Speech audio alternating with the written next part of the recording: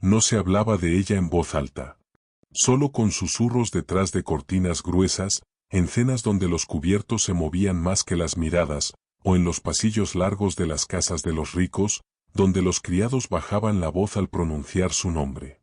Nadie sabía muy bien qué hacer con Magdalena, la hija mayor del coronel Arístides del Valle. Una muchacha con rostro limpio y maneras suaves, pero con un cuerpo que no se ajustaba a lo que el mundo había decidido que debía ser. Ella lo sabía desde niña. No porque alguien se lo dijera con claridad, sino por todo lo que no se decía. Por los vestidos que no le querían ajustar, por las fiestas a las que no la llevaban, por las miradas que no se sostenían en la suya. En casa le tenían una habitación grande, con un balcón que daba a los jardines, y una criada que hablaba más de la cuenta para disimular el silencio del resto. Magdalena no pedía demasiado. Le gustaba bordar, leer libros sobre tierras lejanas, y escuchar a los soldados del fuerte cuando pasaban a caballo por el camino de abajo. Soñaba con tener una vida que no dependiera del reflejo que los espejos le devolvían. Pero eso, en la casa del coronel, era casi una insolencia. Él, su padre, era un hombre recto, de voz imponente y palabras escasas. Nunca la golpeó. Nunca la humilló frente a nadie. Pero la miraba como quien contempla una piedra en medio del camino, sin saber si debe apartarla, saltarla o resignarse a rodearla toda la vida. Su madre había muerto joven, y eso la dejó sola. Sola de madre y sola de cómplice. Su hermana menor, Lucía, era todo lo contrario, delgada, vivaracha, y siempre sonriendo. Lucía si recibía visitas. Lucía si bajaba las escaleras con flores en el cabello. Magdalena aprendió a no molestar. A quedarse al margen. A ser obediente. Porque entendió que, si no podía ser amada por su figura, tal vez podría ser útil por su silencio. Pero todo cambió la tarde en que el coronel regresó del campamento militar con la cara descompuesta. Venía furioso, empapado de sudor, hablando en voz baja con uno de sus capitanes. Magdalena lo escuchó de lejos, escondida tras la galería. Solo entendió una palabra: negociación. Esa misma noche la mandaron a vestir con ropa de viaje. No le dieron explicaciones. Su padre entró a su cuarto con los brazos cruzados. Mañana saldrás con los hombres al fuerte de la frontera, dijo sin emoción. ¿Y por qué yo? Porque es lo que corresponde. Y no vas a discutirlo. No lloró. No gritó. Solo hizo una reverencia suave, como había aprendido a hacer para no incomodar. Pero por dentro, algo se le quebró. El viaje fue largo. 3 días en carreta. Dormían al borde del camino, y nadie le hablaba demasiado. Solo uno de los soldados, joven y moreno, le ofrecía agua sin que se lo pidiera. Ella lo agradecía con la mirada, porque sabía que su voz en aquel grupo no era más que ruido. El 4.º día, al amanecer, llegaron al borde de un cañón. Allí, un grupo de hombres a caballo los esperaba. No vestían uniforme. Eran más sobrios, más antiguos. Tenían el rostro curtido por el sol y la mirada fija. Uno de ellos se adelantó. Llevaba el pelo suelto, negro como el carbón, y las manos grandes como ramas secas. El coronel se bajó de la carreta y caminó hacia él. No se saludaron. Solo intercambiaron unas palabras que ella no alcanzó a oír. Luego, sin mirar atrás, su padre señaló con el brazo hacia donde ella estaba. El apache miró. No con desprecio. No con deseo. Solo con atención. Entonces entendió. Ella era parte del trato. Magdalena no gritó. No se resistió. Bajó de la carreta como quien camina hacia un umbral invisible. Nadie le explicó qué hacía allí. Nadie le pidió su consentimiento. Solo el apache se acercó con calma, la miró a los ojos y le ofreció su mano. Soy Chaitón, dijo en voz baja. Ella asintió, sin decir su nombre. Tomó su mano. Y se fue. El camino fue en silencio. Subieron por senderos que parecían inventados entre las piedras. El sol caía sin piedad, y el polvo se metía en todo. Él no la miraba mucho, pero tampoco la ignoraba. Le ofrecía agua cada tanto, le indicaba dónde pisar, le hacía señas cuando el camino era peligroso. No hablaban el mismo idioma, pero el cuerpo, con sus gestos, decía lo suficiente. Cuando llegaron al campamento apache, fue como entrar en otro mundo. No había muros, ni sirvientes, ni relojes. Había fuego, madera, pieles, niños corriendo. Y silencio. Un silencio distinto al de su casa. Allí no era olvido, era respeto. Chaitón la llevó hasta una tienda de cuero, amplia, limpia, con mantas dobladas y olor a hierbas. Le ofreció sentarse. Luego salió. Magdalena no sabía qué hacer. Se quedó quieta, mirando sus manos. Sintió que el mundo giraba sin ella. Esa noche no durmió. Oyó los ruidos del campamento, tambores lejanos, risas apagadas, el crepitar de un fuego constante. Al amanecer, Chaitón entró. Le tendió una vasija con una bebida tibia. Ella la aceptó. Tenía hambre, pero más tenía miedo. Puedes quedarte aquí. No se te hará daño, dijo él, lento, en un español tosco pero claro. Ella lo miró. Por primera vez, lo miró de verdad. No era joven, pero tampoco viejo. Su piel era de un tono profundo, sus ojos como tierra mojada. No tenía la elegancia de los hombres de su clase, pero tampoco la dureza de su padre. ¿Por qué yo? Preguntó ella al fin. Chaitón se quedó quieto un segundo. Porque no te quisieron. Y eso, para mí, es motivo suficiente para darte techo. Ella no supo qué responder. Solo bebió. Los días pasaron como pasan las cosas cuando uno no tiene control. Lentos, suaves, en silencio. Magdalena no hacía mucho. Se levantaba con el sol, salía de la tienda, miraba. A veces ayudaba a las mujeres a moler maíz o a lavar ropa. No hablaban mucho con ella, pero tampoco la rechazaban. Solo la observaban, como esperando algo. Una niña pequeña, de unos 5 años, fue la primera en acercarse. Se llamaba Osa. Le trajo una flor. Luego otra. Y al tercer día, le trajo una pregunta. ¿Tú estás triste? Magdalena no supo qué decir. Sonrió, sin que le saliera del todo. Un poco, dijo. Mi mamá también estuvo triste. Pero luego cantó. ¿Y tú sabes cantar? No. Pero sé abrazar. Y la abrazó. Esa noche, Magdalena lloró. No como quien se rompe, sino como quien riega algo seco desde hace mucho. Chaitón la oyó, pero no entró. Al día siguiente, le trajo una piedra tallada. Es para tu tienda. Protege de sueños malos. Ella la colgó. No dijo gracias. Solo lo miró, y por primera vez en su vida, sintió que alguien le estaba dando algo sin pedirle que cambiara. Una niña pequeña, de unos 5 años, fue la primera en acercarse. Se llamaba Osa. Le trajo una flor. Luego otra. Y al tercer día, le trajo una pregunta. ¿Tú estás triste? Magdalena no supo qué decir. Sonrió, sin que le saliera del todo. Un poco, dijo. Mi mamá también estuvo triste. Pero luego cantó. ¿Y tú sabes cantar? No. Pero sé abrazar. Y la abrazó. Esa noche, Magdalena lloró. No como quien se rompe, sino como quien riega algo seco desde hace mucho. Chaitón la oyó, pero no entró. Al día siguiente, le trajo una piedra tallada. Es para tu tienda. Protege de sueños malos. Ella la colgó. No dijo gracias. Solo lo miró, y por primera vez en su vida, sintió que alguien le estaba dando algo sin pedirle que cambiara. Pasaron las lunas sin que ella llevara la cuenta. En el campamento, el tiempo no se medía por relojes ni calendarios, sino por la posición del sol, el canto de los pájaros y la forma en que el viento se deslizaba por las montañas. Magdalena, que toda la vida había vivido encerrada en horarios, en reglas de mesa y en paredes altas, comenzó a respirar de otra manera. Más hondo. Más lento. Sin miedo a ocupar espacio. Al principio se limitaba a observar. Veía cómo las mujeres trenzaban el pelo de las niñas, cómo los hombres tallaban herramientas, cómo los jóvenes entrenaban con arco y lanza, no para la guerra, sino para no olvidar quiénes eran. Nadie la apuraba. Nadie la presionaba para que participara. Pero tampoco la excluían. Eso, para ella, era nuevo. Un lugar donde el silencio no era castigo.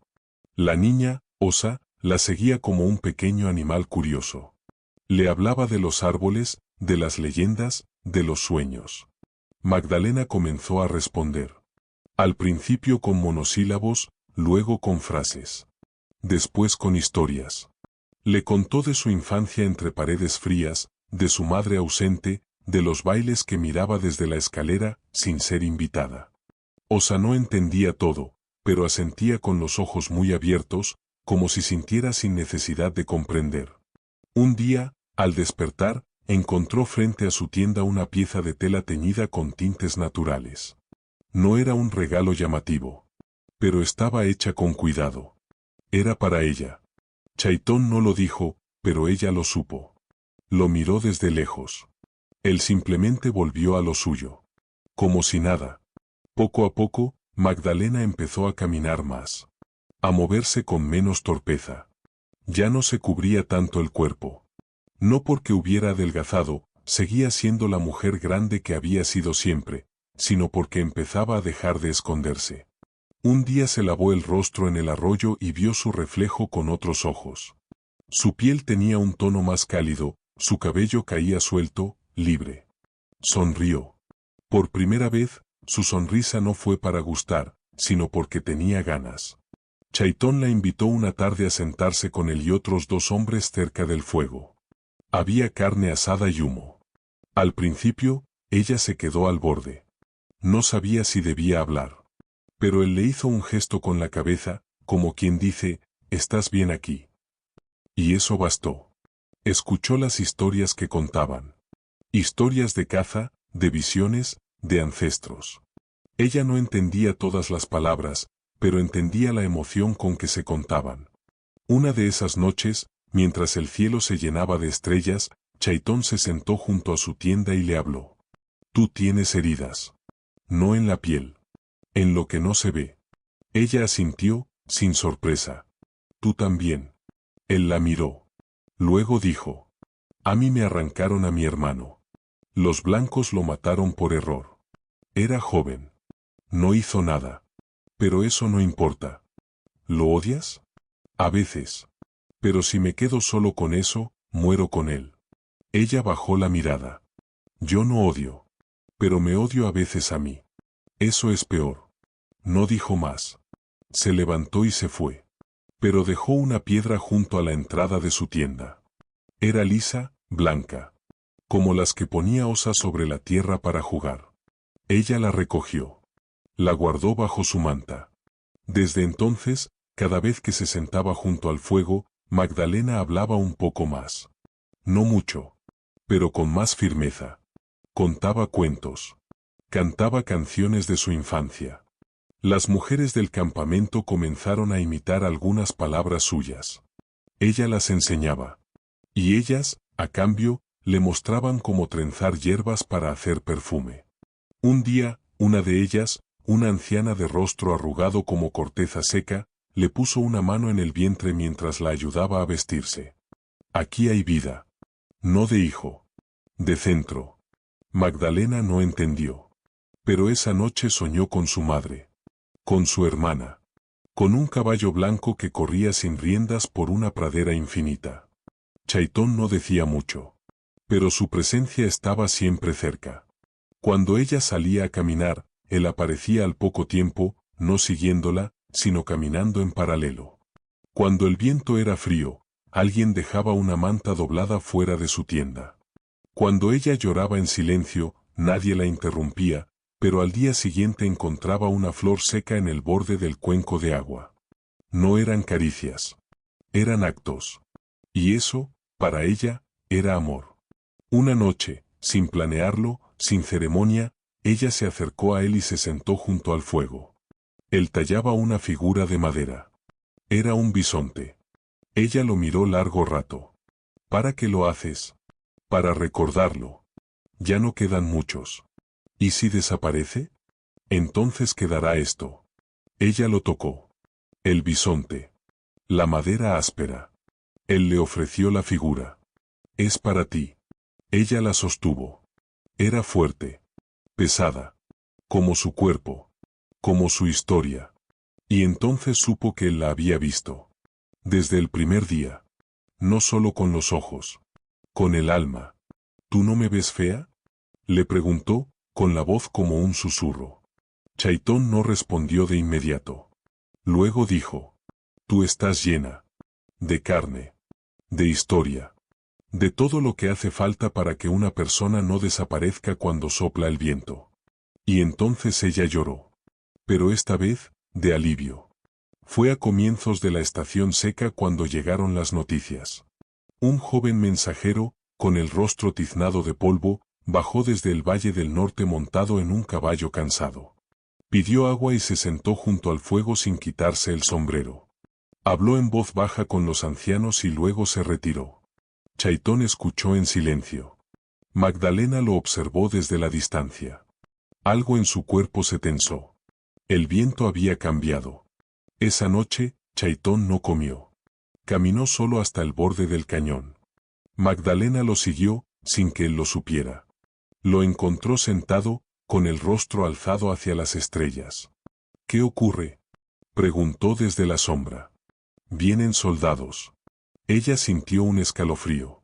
No por los soldados, sino por lo que su presencia significaba, su padre, su pasado, la vergüenza que la había arrojado a ese exilio inesperado. ¿Por mí? Por tierra, dicen. Pero tú sabes que a veces tierra es excusa. Se sentó junto a él. No quiero volver. Nadie te obligará. No tengo papeles. No tengo voz. Tienes nombre. Y estás viva. Eso es más que lo que muchos tienen. Esa noche durmió poco. Soñó con su antigua casa. Con su hermana riendo. Con su padre señalando con el dedo hacia ella, como cuando la entregó. Se despertó empapada en sudor. Al salir de la tienda, Chaitón la esperaba. Le tendió una lanza corta. No como arma. Como símbolo.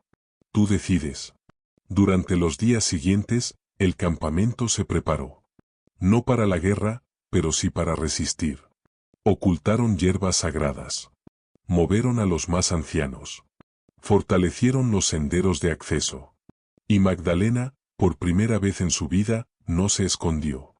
Ayudó a trenzar cuerdas, a secar carne, a mantener a los niños ocupados. Caminaba con paso firme.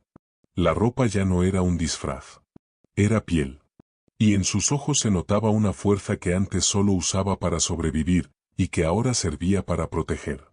Una mañana llegaron. 2 jinetes con uniforme claro. No traían armas alzadas, pero sí una actitud de conquista. Chaitón salió a recibirlos con 2 hombres más. Magdalena observó desde lejos, con el corazón encogido.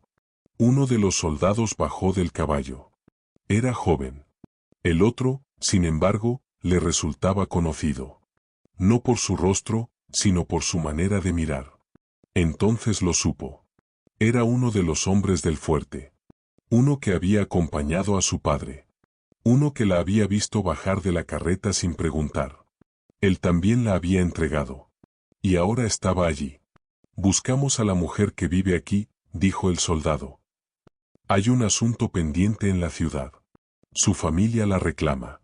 Chaitón no respondió enseguida. Solo lo miró. Aquí nadie es propiedad de nadie, dijo al fin. No queremos problemas. Solo justicia. ¿Justicia para quién? El soldado frunció el ceño. Buscó con la mirada. Y entonces la vio. Magdalena se había adelantado, con el bastón de una de las ancianas en la mano. No como arma. Como símbolo. Yo no soy de ustedes, dijo, sin gritar. El soldado la observó de arriba abajo, como si la recordara y no quisiera hacerlo. Señorita del Valle, empezó a decir. No use ese nombre. Me lo arrancaron cuando era útil para un trato. ¿Su padre? Mi padre me vendió como se vende un caballo enfermo. No vuelvan por mí. Los soldados no supieron qué hacer. Nadie los amenazaba. Nadie los rodeaba. Pero el aire era firme. El silencio, más fuerte que una orden. Se marcharon al poco tiempo, no sin antes advertir que volverían con otros. No volvieron. Quizá entendieron que no había nada que reclamar. Esa noche, el campamento celebró. No con ruido. No con tambores. Con comida compartida, miradas largas y fuego encendido toda la noche. Magdalena comió con apetito. No por ansiedad. Por gratitud. Por primera vez, su cuerpo ya no era motivo de vergüenza. Era el cuerpo que la había llevado hasta allí. El cuerpo que había resistido la humillación, el desprecio, el abandono. El cuerpo que Chaitón miraba sin juicio. Al final de la noche, él se le acercó. No dijo nada. Le puso una piedra nueva en la mano. Era redonda, con una grieta en el centro. Ella la miró. ¿Qué es? Tú. Entera. Pero marcada. Ella la apretó con fuerza. ¿Y tú? Yo soy el agua. No cambio la piedra. Solo la acompaño. Y se abrazaron. No como se abrazan los que se desean, sino como se abrazan los que se han encontrado. Pasaron los meses, y con ellos, también pasó el miedo. Magdalena ya no se preguntaba cada mañana si ese día volverían por ella. Había entendido algo profundo: no todo lo que se rompe puede ser devuelto a su lugar, pero sí puede construirse otra cosa con los pedazos. En su caso, esa otra cosa tenía nombre, tenía rostro, tenía raíz. Y se llamaba vida nueva. Ayudaba cada vez más. Aprendía rápido. Tenía buena memoria y las manos firmes. Sabía coser, sabía ordenar, sabía escuchar. Chaitón la observaba con una especie de ternura silenciosa, sin imponerse nunca, pero siempre estando. Los niños comenzaron a buscarla cuando se peleaban entre ellos. Las mujeres le preguntaban cómo curaba las llagas de los pies o qué plantas usaban los blancos para el estómago. Ella daba lo que sabía sin pretensión. Y lo que no sabía, lo preguntaba sin vergüenza. Una tarde, mientras enseñaba a dos niñas a bordar, una mujer mayor se le acercó y le dijo: «Ahora tienes rostro de la tierra. Ya no solo de viento». Magdalena no supo qué responder. Pero esa noche, frente al fuego, mientras comían maíz asado con sal, miró a Chaitón y le dijo, sin rodeos: «Quiero quedarme. No como huésped. Como parte». Él no dijo nada. Solo le tendió un cuenco. Lo llenó con agua. Bebieron los dos. No fue un ritual. No fue un matrimonio. Fue un acuerdo. Una decisión sin testigos, pero más firme que cualquier promesa escrita. Desde entonces, vivieron juntos. No en la misma tienda al principio, sino una al lado de la otra. Ella seguía necesitando su espacio. Él lo entendía. Pero poco a poco, los objetos se mezclaban, los silencios se compartían, las noches se alargaban bajo la misma manta. No hacían grandes gestos. No hablaban de amor con palabras, pero lo practicaban con los actos pequeños: un pedazo de fruta reservado, una flor colocada sin ruido, una herida curada sin que el otro tuviera que pedirlo. Con el tiempo, Magdalena empezó a escribir. No en papel fino, sino en trozos de cuero y corteza. Dibujaba símbolos, frases, nombres. Quería recordar.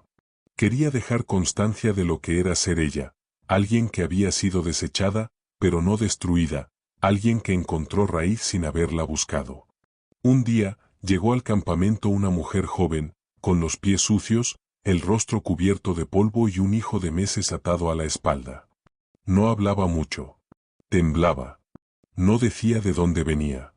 Magdalena la reconoció. No por la cara, sino por el gesto, el de quien camina con la cabeza baja porque nadie le ha enseñado a alzarla. La recibió en su tienda. Le dio agua. Le lavó los pies. Le tendió una manta. Esa noche, mientras la muchacha dormía, Magdalena salió a sentarse junto al fuego. Chaitón la miró. «¿Te pareces a ella?», dijo. «¿A quién?». «A la que fuiste. Cuando llegaste». Ella pensó en eso. No se ofendió. Solo asintió. «Entonces ahora entiendo por qué me abrazaste». «Yo no abracé. Solo no solté». «Es lo mismo». Con los días, la muchacha recuperó el color. El niño comenzó a reír. Magdalena la enseñó a hacer pan con harina de bellota, a preparar tinturas, a escuchar el viento antes de salir. Y un día, sin buscarlo, se dio cuenta de que ya no recordaba el tono exacto de la voz de su padre. Tampoco la risa de su hermana. Lo que una vez la ataba, ahora solo era eco. Una mañana, fue a ver a la anciana que cuidaba las historias del clan. Le pidió permiso para tallar su símbolo en la piedra del valle. Era la forma en que los suyos sellaban que alguien pertenecía. La mujer la miró largo. ¿Por qué lo pides tú? Porque yo no nací aquí. ¿Y qué diferencia hay entre nacer y decidir? El tiempo. La anciana asintió. Entonces ya es hora. Magdalena talló su nombre. No el que le dieron al nacer, sino el que había elegido, Ayuma. Que significaba la que no fue vencida. A partir de entonces, los niños la llamaban así. Y ella respondía. El niño de la mujer que Magdalena había acogido ya caminaba cuando volvió a oír hablar de su familia. Fue una anciana del valle vecino quien trajo la noticia, envuelta en otra conversación, como si no quisiera darle demasiado peso. ¿Tu padre? Preguntó por ti. En la ciudad. Dicen que está enfermo. Magdalena se quedó en silencio. No se alteró. No se encogió. Pero algo en su pecho cambió de ritmo. ¿Qué más dijeron? Nada claro. Solo que quiere verte. Esa noche no durmió. No por miedo, ni por dolor. Sino por lo inesperado. No había pensado en él en mucho tiempo. No de forma viva. Lo recordaba como se recuerda un lugar en el que uno pasó frío. Se sabe que estuvo allí, pero ya no duele el cuerpo. Sin embargo, las palabras de la anciana abrieron algo que ella no sabía que aún tenía cerrado. Al amanecer fue a buscar a Chaitón. Quiero ir. ¿Estás segura? No por él. Por mí. Te acompaño. Ella lo miró con agradecimiento. Pero negó. Tengo que ir sola. Pero volveré. Preparó un pequeño fardo, tomó una piedra de las que había tallado, y salió del campamento sin ceremonia.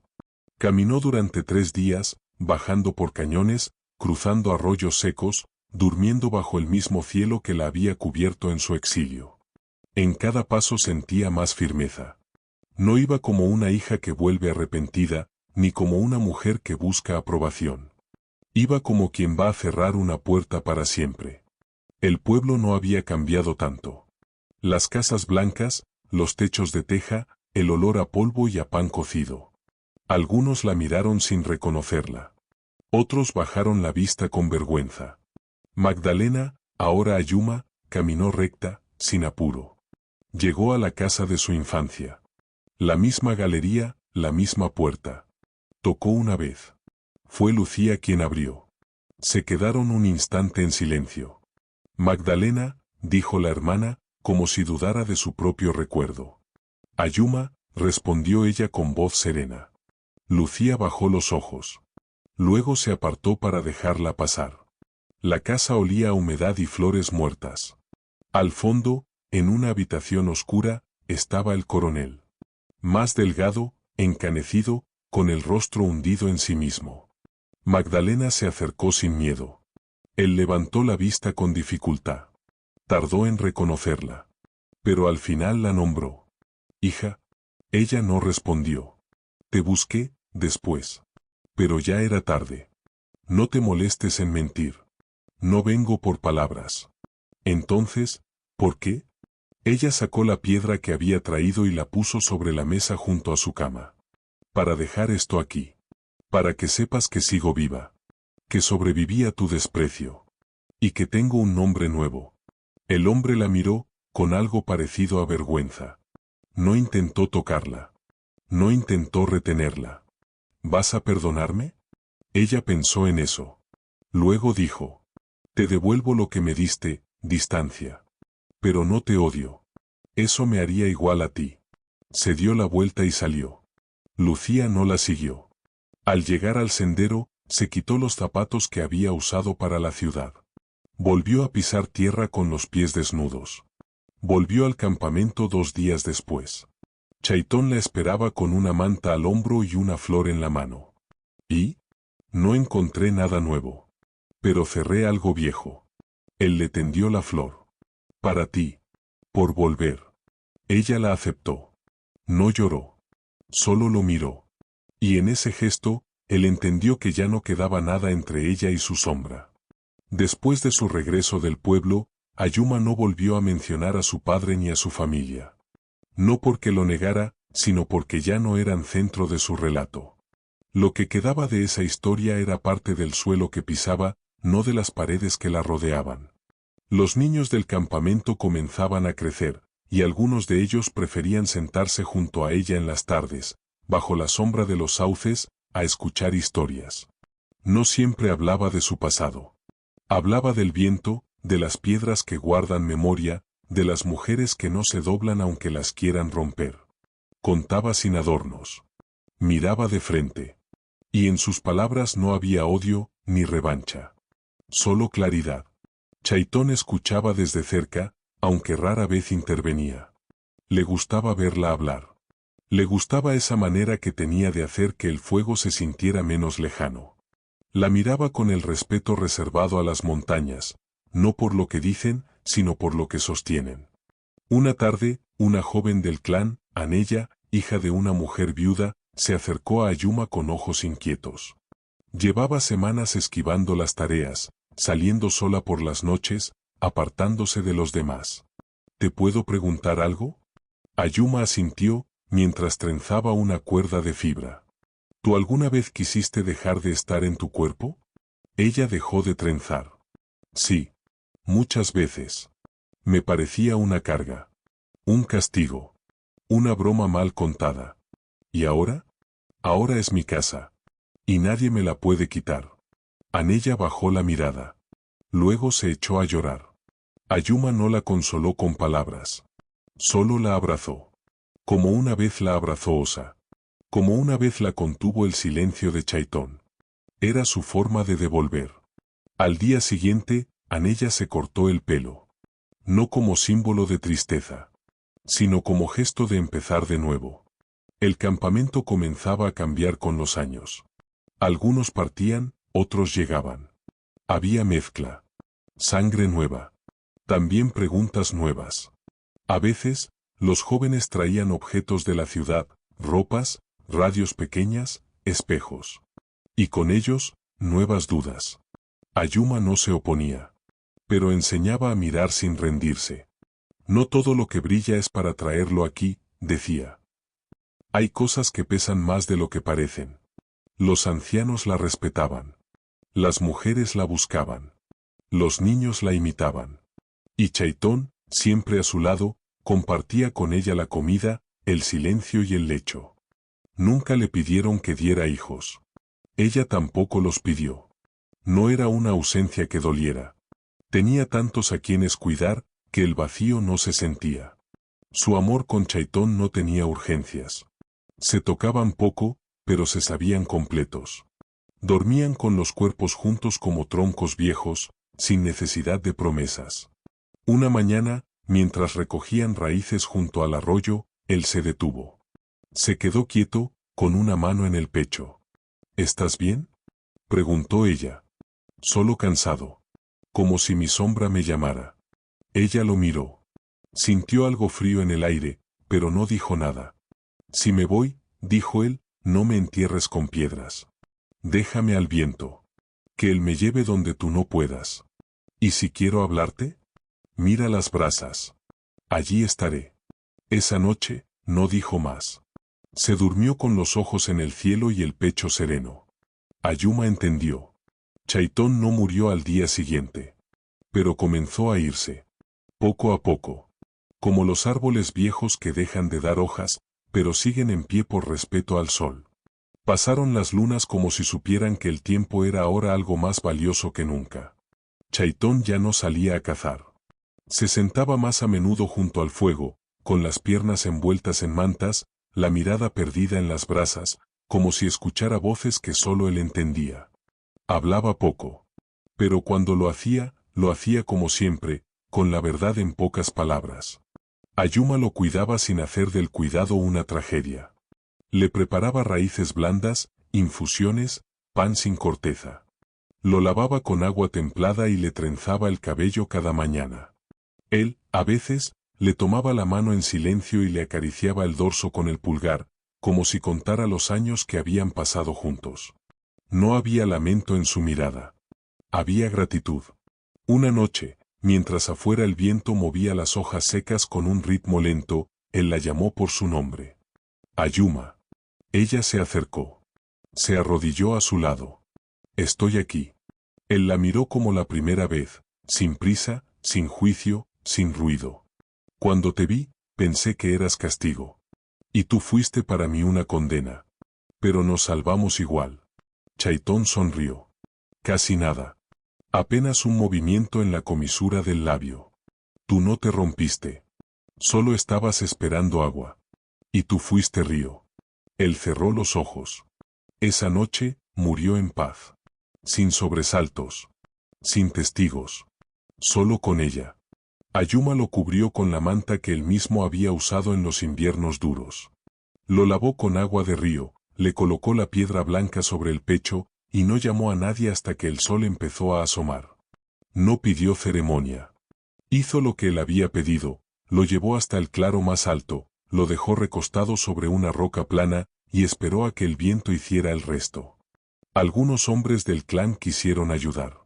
Ella les agradeció, pero se quedó sola. Déjenme despedirme como se despiden los que aman sin cadenas. Después de eso, volvió al campamento sin decir mucho. Durante unos días, caminó como quien lleva el corazón envuelto en niebla. Pero no cayó. No se encerró. Al contrario. Cuando Osa, ya adolescente, vino a sentarse a su lado, Ayuma le ofreció pan caliente sin palabras. ¿Y ahora? Preguntó la muchacha. Ahora soy raíz. Y así fue. Los años pasaron. Ayuma envejeció con calma. El cuerpo siguió siendo el mismo, amplio, redondo, fuerte. Pero ahora nadie lo miraba con lástima. Era el cuerpo que crió, que curó, que sostuvo. El cuerpo de la mujer que había llegado como castigo y se quedó como guía. Los niños del campamento crecieron escuchando su historia, no como un drama, sino como una semilla. Algunos venían a mostrarle sus dibujos. Otros, sus cicatrices. Ella los tocaba con las manos abiertas. No prometía consuelos. Prometía escucha. Una vez, en un invierno especialmente crudo, Anella, aquella muchacha que un día quiso salir de su cuerpo, se sentó junto a ella y le dijo: «Si tú no hubieras estado, yo no estaría». Ayuma no respondió. Le puso en la mano una piedra. Lisa. Con una grieta en el centro. «Sigue entera», le dijo. «Como tú». Y eso bastó. El día que Ayuma sintió que el aliento ya no le alcanzaba, pidió que la llevaran junto al río. No pidió compañía. Solo pidió su cuenco, su manta y la figura del bisonte tallado por Chaitón muchos años atrás. Se recostó bajo un árbol y miró el cielo largo rato.